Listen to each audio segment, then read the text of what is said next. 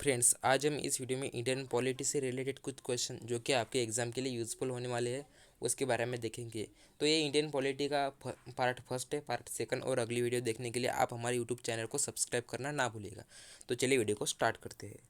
तो जो हमारा पहला क्वेश्चन है वो भारतीय संविधान के मौलिक कर्तव्य किस देश के संविधान से लिए गए हैं। तो भारतीय संविधान के मौलिक कर्तव्य वो लिए गए ऑप्शन नंबर सी, सोवियत संघ के संविधान से।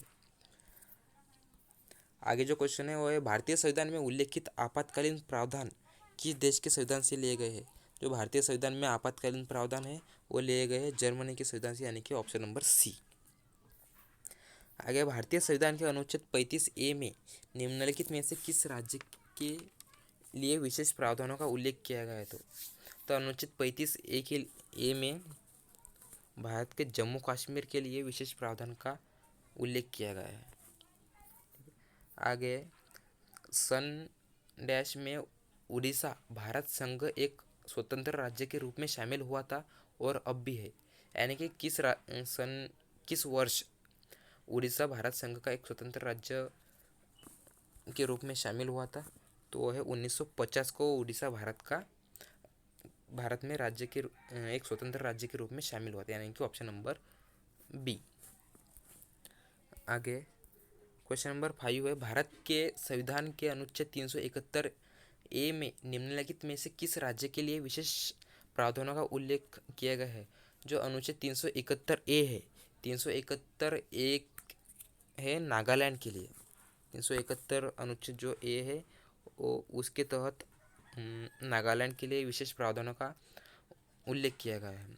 तो इसी के साथ जो महाराष्ट्र है वह गुजरात है, महाराष्ट्र और गुजरात के लिए अनुच्छेद 371 है। जो आसाम है आसाम के लिए 371 बी है। जो मणिपुर है मणिपुर के लिए 371 सी है। आंध्र प्रदेश और तेलंगाना है उनके उसके लिए 371 डी है। और जो जम्मू कश्मीर के लिए अनुच्छेद 370 है। 70 के तहत विशेष प्रावधानों का उल्लेख किया गया है।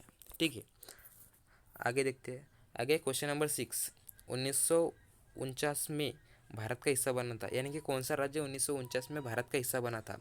तो उसका आंसर है त्रिपुरा, यानी कि त्रिपुरा 1949 को भारत का हिस्सा बना था, यानी कि ऑप्शन नंबर डी करेक्ट है। तो स्वतंत्रता के पश्चात त्रिपुरा वर्ष 1949 में भारत का हिस्सा बना था और उसी के साथ 1 जुलाई 1963 1 जुलाई 1963 को इसे भारत का केंद्र शासित प्रदेश बना दिया गया था। और 21 जनवरी 1972 को इसे एक पूर्ण राज्य का दर्जा दे दिया गया था। ठीक है, आगे देखते हैं। भारतीय संविधान निम्नलिखित में से कौन सा केंद्र शासित प्रदेश से संबंधित है। भारतीय संविधान निम्नलिखित में से कौन सा भाग केंद्र शासित प्रदेशों से संबंधित है। तो इस क्वेश्चन का जो आंसर है वो है ऑप्शन नंबर ए, भाग 8।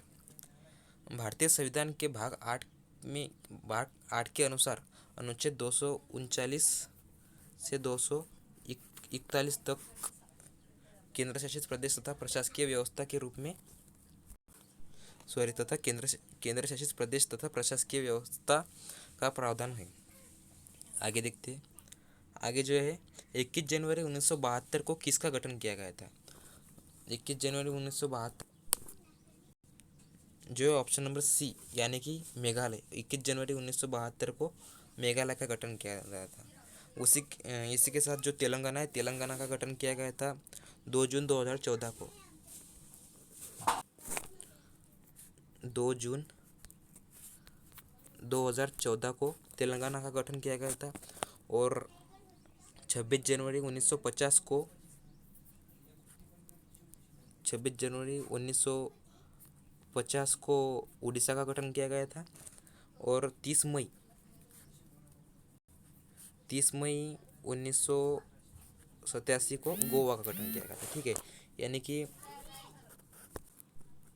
यहाँ पर हम देख सकते हैं कि मेघालय का गठन हुआ था 21 जनवरी 1972 को, तेलंगाना का गठन हुआ था 2 जून 2014 को, उड़ीसा का गठन हुआ था 26 जनवरी 1950 को और गोवा का गठन हुआ था 30 मई 1987 को। ठीक है, आगे देखते हैं। आगे, सिक्किम कब भारत का राज्य बना था? तो सिक्किम जो है वो बना था 1975 को भारत का राज्य बना था। सिक्किम 1950 को भारत का राज्य बना था। ठीक है, आगे बढ़ते हैं। अगला क्वेश्चन है, भारत के किस अनुच्छेद में राष्ट्रपति पर महाभियोग लाने की प्रक्रिया प्रदान की गई है? तो भारत के संविधान का जो अनुच्छेद 61 है, यानी कि ऑप्शन नंबर बी के तहत भारत के राष्ट्रपति पर महाभियोग लाने की प्रक्रिया प्रदान की गई है। ठीक है, आगे देखते हैं। आगे जो क्वेश्चन है वो आपके लिए होमवर्क है। अगर आपको इस क्वेश्चन का आंसर आता है तो आप इसका आंसर कमेंट बॉक्स में लिख दीजिएगा। क्वेश्चन देखते हैं, भारत के संविधान के निम्न अनुच्छेद में से कौन सा हमें समानता का अधिकार प्राप्त देता है?